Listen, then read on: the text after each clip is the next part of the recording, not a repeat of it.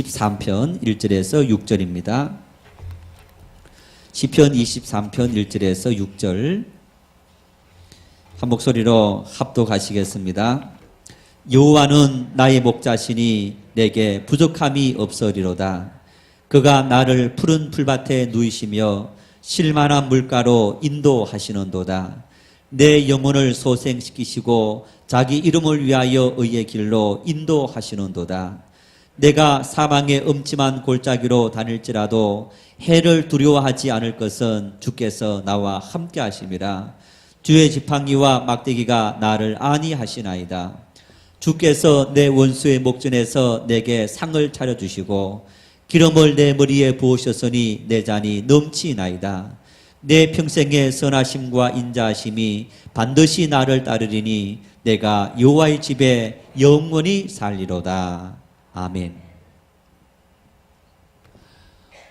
홀로코스트라는 말을 아십니까? 2차 세계대전 당시에 독일 나치 정권이 600만 명의 유대인을 학살했습니다. 그 사건을 홀로코스트다 그렇게 부릅니다.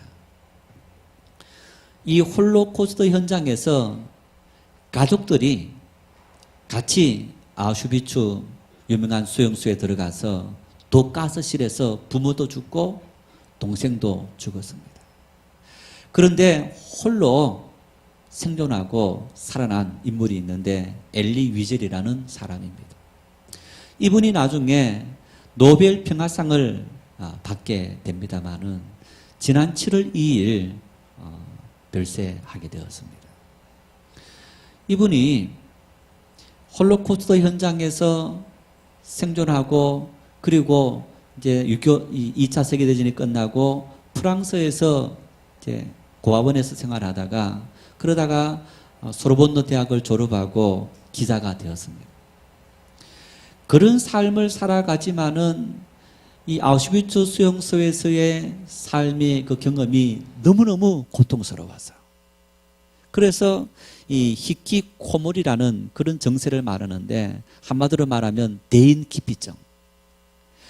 자기의 어떤 이야기들을 누군가에게 말하기 싫은 또 누군가 대화조차 하기 싫은 그런 정세 속에서 기자 활동을 하면서도 혼자 있는 그런 시간들을 자꾸만 가지고 자기 이야기를 전혀 나타내지 않는 그런 삶을 살게 되는 겁니다.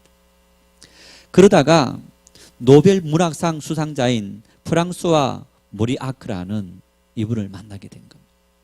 이분이 엘리 위젤에게 억울하게 죽은 600만 명의 너의 동족들을 위해서 그 아우슈비츠 수용소의 이야기들을 글을 쓰는 것이 어떻겠느냐. 그래서 이 엘리 위젤이 그 글을 썼는데 그 책이 나이트, 밤이라는 책입니다.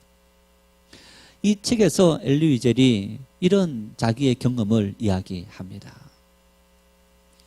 한 어린 소년이 교살형, 이 목을 매달아서 죽이는 이제 그런 형벌을 받게 되었는데 수용소에 있는 모든 사람들이 그 아이가 죽는 현장에 지금 지켜보고 있는 겁니다. 한 남성이 그 현장에서 이 엘리 위젤 뒤에 서 있던 한 남성이 누군지 모르지만은 이 남성이 그런 이야기를 그런 질문을 던지는 겁니다. 신이시여, 당신은 어디 계십니까? 어떻게 이 어린 소년이 이런 고통을 당해야 하는 겁니까? 여러분, 그 죽어가는 아이도 그리고 아우슈비츠 수용소에 갇혀져 있는 사람들도 독가스실에서 끊임없이 죽어가는 사람들도 다 유대인들, 하나님을 믿는 선민들 아닙니까? 그런 선민들이 이런 고통 속에서 더군다나 어린 아이가 죽어가는 그런 고통의 현장 속에서 하나님 어디 계십니까? 그런데 그 남성의 이야기를 듣고 이 엘리 위젤의 마음속에 하나님께서 그렇게 대답을 하시더라는 거예요. 밖으로 말을 내뱉은 건 아닌데 그 마음속에 생긴 답변인데 내 안의 목소리가 그에게 이렇게 대답했다. 여기에 그가 있다. 지금 여기 교수대 위에서 그 소년과 함께 매달려 죽어가고 있다. 하나님 어디 계십니까? 하나님께서 이 절망과 이 처참한 학살의 현장에서 하나님은 어디 계십니까? 하나님께서 살아계시다면 이런 억울하고 이런 비참한 상황을 만들지 말아야 되는 것이 아니겠습니까? 그런 질문 앞에 이 엘리에젤의 마음속에 하나님께서 들려주시는 응답이, 하나님이 교수대 위에서 지금 죽음을 당하는 이 소년과 함께 하고 있다. 하나님도 그 고통의 현장에서 고통을 당하고 있다. 성도 여러분, 우리 역시 인생을 살아가면서 하나님, 정말 하나님은 어디 계십니까? 내가 일생 믿어왔던 하나님은 어디에서 침묵하고 계십니까? 내가 지금 이런 고통을 당하고 있고 이런 아픔을 당하고 있는데 하나님은 어디에서 계십니까? 여러분, 그런 우리의 절규 속에 하나님은 분명하게 응답하신다는 겁니다. 내가 지금 너가 당하고 있는 그 고통의 현장에, 너의 절망의 현장에, 너의 아픔의 현장에, 너의 질병의 현장에, 너의 가난의 현장에 내가 지금 함께하고 있느니라. 하나님, 지진으로 말미암아 하루아침에 도시가 쑥대밭이 되고 수백 명의 사람들이 목숨을 잃고 있는데 하나님, 어째서 우리에게 이런 고통을 주십니까? 하나님은 어디 계십니까? 하나님은 그 현장에 계시다는 것. 전쟁으로 난민이 되어지고 어린아이가 물에 떠밀려서 죽게 되는 그 현장에 하나님 어디 계십니까? 하나님께서 그 소년과 함께 하신다고 말씀하시는 거예요. 이사야 43장 2절 말씀을 같이 읽겠습니다. 내가 물 가운데로 지날 때 내가 너와 함께 할 것이라. 강을 건널 때에 물이 너를 침몰하지 못할 것이며 내가 불 가운데로 지날 때에 타지도 아니할 것이요 불꽃이 너를 사르지도 못하리니. 여러분, 하나님은 이사야 선지자를 통해서 이스라엘 백성들에게 말씀합니다. 내가 너와 함께 하리라. 너가 물을 건널 때에, 너가 강을 건널 때에, 너가 불 가운데 건널 때라도 하나님은 그 현장에서 함께 하시면서 여러분, 지킬 뿐 아니라 하나님께서 불태워 없어지는 그 현장이라 할지라도 하나님 역시 그 고통 속에 우리와 함께 하신다고 말씀하시는 거예요. 창세기 28장 15절 말씀에 하나님은 형 에서의 축복을 가로채고 도망을 가고 있는 야곱이 광야에서 길을 가다가 잠을 자는 그때에 하나님께서 꿈속에 나타나서 삭다리가 내려옵니다. 하나님의 천사가 오르락 내리락 거리는 사람의 음성이 들립니다. 야곱아, 염려하지 말아라. 내가 너와 함께 하겠다. 두려워하지 말아라. 내가 너의 모든 걸음걸음을 인도하고 너가 무사히 이곳으로 돌아오기까지 내가 너를 떠나지 아니하겠다. 우리가 이 땅에 태어나서 여러분, 하나님의 나라에 이르기까지 우리 하나님은 우리의 걸음걸음을 인도하시는 줄 믿으시기를 바랍니다. 이 땅에 당하는 아픔 때문에, 이 땅에 당하는 가난 때문에, 이 땅에 당하는 우울한 일 때문에, 이 땅에 당하는 절망들 때문에 여러분, 우리가 그것에 우리의 목을 매는 것이 아니고 하나님께서 그 현장에 함께 하셔서 하나님께서 우리를 건지지 아니하실 때에는 하나님의 뜻이 있습니다. 하나님의 이유가 있습니다. 하나님의 계획이 있음을 믿고 우리의 모든 삶을 주님께 다 맡길 수 있기를 바랍니다. 사드락과 메삭과 아벳느고가 두라 평지에서 큰 신상을 만들어 놓고 절하라 합니다. 하나님을 믿는 우리들은 절할 수 없습니다. 만일 절하지 않으면 너희들을 저 풀무 속에 넣겠다. 왕이여, 그 속에 넣는다 할지라도 우리는 절하지 않습니다. 하나님께서 우리와 함께 하신 하나님께서 우리를 지켜주실 것이기 때문입니다. 그래야지 아니하실지라도 하나님은 그 현장에 함께 하시고 우리를 돌봐주시는 전능하신 하나님이신 것을 우리가 믿습니다. 여러분, 이 믿음의 고백이 우리 모두의 고백이 될 수 있기를 바랍니다. 이런 신앙을 대표적으로 걸어간 인물이 누구였느냐? 바로 다윗입니다. 오늘 이 23편, 시편 23편을 쓴 주인공인 다윗, 그의 생애를 한마디로 말하자면 파란만장했다, 이렇게 말할 수 있습니다. 우리가 인생을 살아가면서 겪을 수 있는 어떤 인생보다도 더 비참하고 더 고통스럽고 더 아픈 삶을 살아간 인물이 누구였느냐? 바로 다윗이었던 겁니다. 여러분, 그런 다윗이 일생을 살아가며 믿음의 삶을 살아가며 하나님 앞에서 정말 이 아름다운 시편 23편의 고백을 할 수 있다. 시편 23편을 구약학자 앤더슨이 이렇게 말합니다. 시편 23편은 그의 심오한 단순함과 비교할 수 없는 아름다움 때문에 수천 년 동안 수많은 사람들의 심금을 울렸다. 이 시편은 어린 아이들이 마음으로 외우는 시요, 장성한 사람들에게 있어서는 삶이 어려운 가운데서도 지켜주는 말씀이고, 인생의 노년의 삶을 살아가는 사람들에게는 평화스러운 축복이 되었다. 모태로부터 무덤까지 삶의 전 영역을 하나님께서 돌보신다는 의미를 제공해 주고 있다. 시편 23편을 이렇게 고백합니다. 여러분, 앤더슨뿐 아니라 많은 사람들이 이렇게 말합니다. 시편 중에 시편은 시편 24편이다. 그 얘기는, 여러분, 시편은 노래입니다. 기도입니다. 성경 전체의 기도문 중에서 가장 기도문다운 기도문, 우리에게 감동을 주는 기도문은 바로 시편 23편이다. 이렇게 얘기하는 거예요. 무엇이 파란만장했던 한평생을 살아왔던 다윗으로 하여금 이런 고백을 할 수 있고, 그리고 이 고백 속에 다윗은 내가 파란만장했던 삶을 통해서도 승리할 수 있었고 하나님 앞에 감사할 수 있는 비결이 바로 이 말씀이다. 이렇게 말씀합니다. 6절의 말씀인데, 여러분, 그 말씀 중에서 단 한 절 1절의 말씀이 다윗의 해답이고 다윗의 성공적인 삶을 살아왔던 비결이기도 한 겁니다. 같이 한번 읽겠습니다. 1절입니다. 여호와는 나의 목자시니 내게 부족함이 없으리로다. 할렐루야. 하나님은 나의 목자이시니 내가 부족함이 없으리로다. 여러분, 다윗은 평생을 살아가면서 고백합니다. 하나님은 나의 목자이시다. 하나님이 나의 목자이시면 나는 뭡니까? 나는 하나님 목자이시다. 하나님께서 돌보시는 양이다. 여러분, 성경은 우리 인생들과 하나님을 목자와 양의 비유로 많이 비유합니다. 예수님께서도 말씀합니다. 나는 선한 목자다. 나는 돈을 받고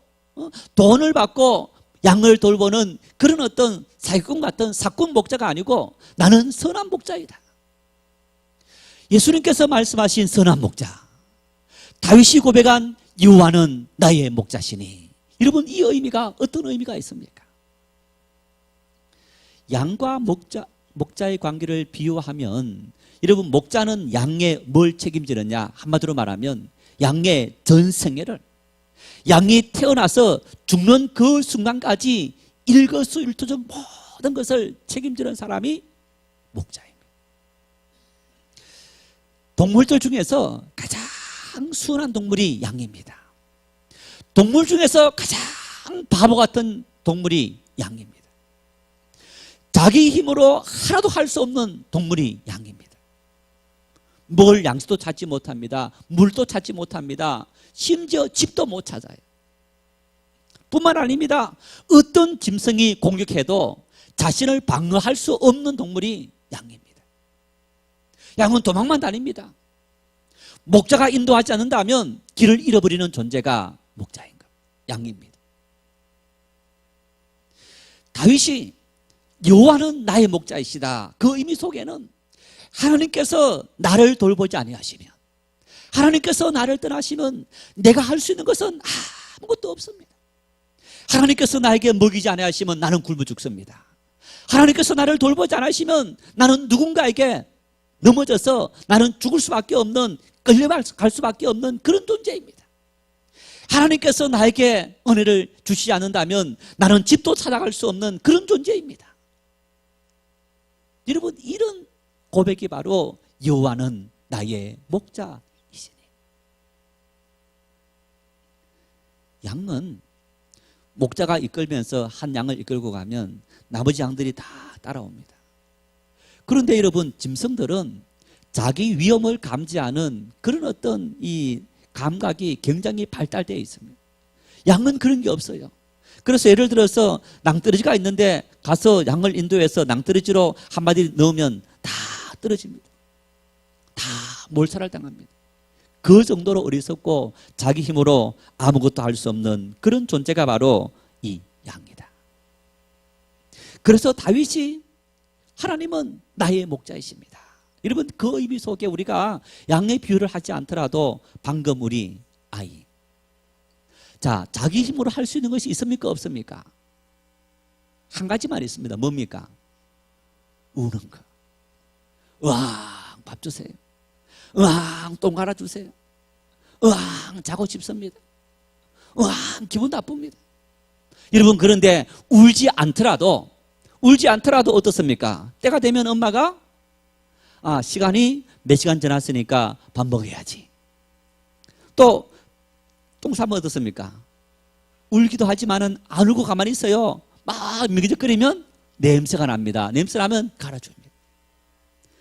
먹고 나면 이놈 낮잠 자야지. 잠잘 때 되었지. 안아서 트럼 시켜주고 잠 재워줍니다. 부모가 모든 것을 다 해주는, 자기 스스로 아무것도 못합니다. 다윗이 여호와는 나의 목자이십니다. 여러분, 이 고백 속에는 내 힘으로는 아무것도 할 수 없는 그런 존재입니다. 이 고백이 바로 여호와는 나의 목자이시다. 우리 모두 하나님을 나의 목자로 섬기고 모시고 하나님을 나의 목자로 세우고 살아갈 수 있는 그런 믿음의 사람이 될 수 있기를 바랍니다. 하나님은 나의 목자이시다. 여러분, 이 의미가 오늘 우리에겐 어떤 의미로 다가오느냐? 하나님께서 나와 동행하고 계신다. 하나님께서 내가 가는 인생의 그런 걸음마다 동행하고 계신다. 그러면 하나님께서 나와 동행하시다는 것은 뭘 의미하는 겁니까? 여러분, 우리가 하나님과 동행하면서 뭘 해야 되는 겁니까? 하나님과 나와 교제하고 친교를 맺는다. 여러분, 이 말은 이런 의미가 있습니다. 하나님과 내가 교제한다. 하나님과 나와의 교제는 특별한 교제가 아니고 습관적인 교제이다.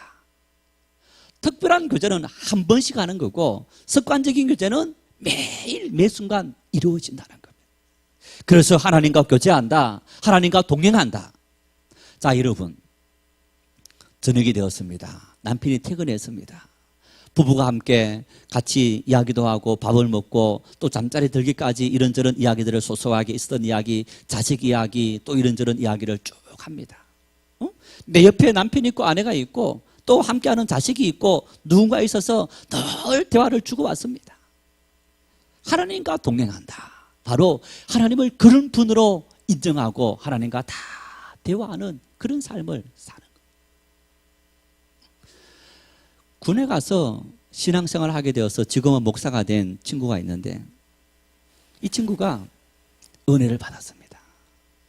그러면서 늘 기도하는 삶을 살게 되었는데 이 친구는요, 자, 대학을 졸업하고 직장 생활을 하고 난다 하다가 신앙을 해서 목사가 되었는데 차를 탑니다. 하나님, 오늘 퇴근하고 너무너무 피곤한데 나에게 앉을 수 있는 버스 자리 꼭 주세요. 매일 무엇을 하든지 하나님께서 늘 자기 기도를 다 들어주시고 하나님은 친히 나와 동행하고 있다. 그 마음을 품고 이 친구는 늘 하나님 앞에 마치 아이가 엄마 손 잡고 아빠 손 잡고 맛있는 걸 사줘, 피곤하니까 안아주세요, 업어주세요, 장난감 사주세요, 막 응얼거리는 것처럼 그런 모습을 갖고 하나님과 동행하는 거예요. 다윗의 고백은 그런 고백이었던 겁니다. 하나님은 습관적으로 매일의 삶 속에서 매 순간순간마다 나와 함께 하시기 때문에 내 인생의 모든 순간마다 주님 앞에 내 모든 것을 다 맡겼습니다. 어떤 사람이 하나님과 동행하는 삶을 살 수 있고 어떤 사람의 목자가 되셔서 하나님은 그들의 모든 삶을 인도하시는가? 하나님과 우리 사이는 여러분 건널 수 없는 강이 놓여져 있습니다. 그게 뭐냐? 죄입니다. 에덴 동산에서 하나님과 인간 사이는 하나님과 서로 교제하고 하나님으로부터 모든 것을 다 공급받는 삶을 살았지만은 아담과 하와의 죄로 말미암아 인간은 하나님의 은혜를 누릴 수 없는 그런 존재가 되어졌던 겁니다. 여러분, 그런 관계성에 다시 하나님의 은혜를 누릴 수 있는, 목자가 되시는 그런 은혜를 누릴 수 있는 그런 회복의 길을 열으셨는데 누구였느냐? 바로 예수님의 십자가 보혈의 피인 겁니다. 어떤 사람이 여호와는 나의 목자이시다, 하나님은 나와 동행하시고 나와 함께 하신다, 그 믿음을 고백하고 살아갈 수 있느냐? 예수님의 보혈의 피를 믿는 사람, 내 모든 죄를 회개하고 예수님께서 내 죄를 대속해서 십자가 피 흘리시고 죽으시고 부활하셨다. 여러분, 그 신앙을 믿는 사람이 예수님과 함께 동행하고 우리와 함께 하시는 주님의 은혜를 풍성히 누릴 수 있게 되는 거예요. 왜 우리가 하나님과 동행해야 하는 겁니까? 다윗은 왜 하나님과 동행하면서 하나님은 나의 목자이시라고 철저하게 고백합니까? 1절 말씀을 다시 한번 읽겠습니다. 여호와는 나의 목자시니 내게 부족함이 없으리로다.